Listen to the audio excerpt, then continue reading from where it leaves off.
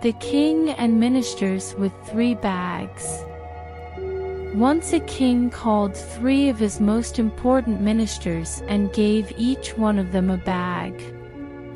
He then told them to go around and fill up the bags with fruits. This would test the sincerity of his ministers. The first minister took the order of the king seriously and worked hard to collect the best fruits he could find and filled up his bag. The second minister took the order of the king lightly and filled up his bag with a mixture of good and rotten fruits. The third minister did the total opposite of both ministers.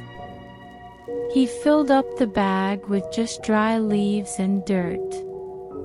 His intention was to fool the king by just giving an impression that he had done his job filling the bag. He didn't have a single fruit in his bag. All 3 ministers came back to the court of the king with their bags. Without inquiring what they had collected, the king ordered that each minister must be sent to a separate jail for 3 months. The food they will be eating is what they had each collected in their bags. The first minister was happy as he had plenty of good quality food to live on. He wasn't worried at all.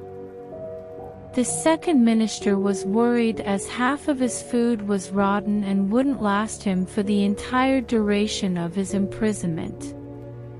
The third minister was terrified as he had no food at all. He was neglectful and lazy in carrying out the command of the king.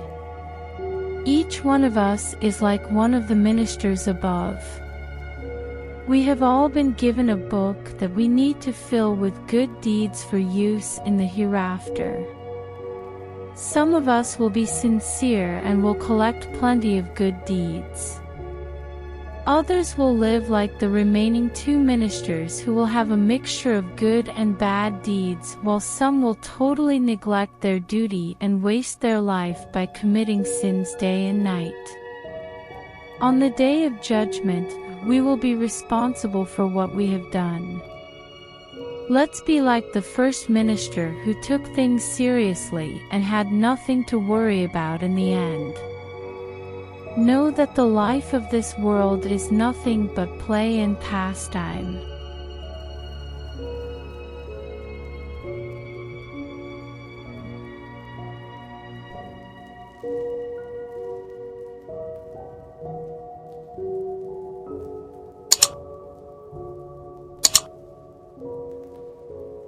You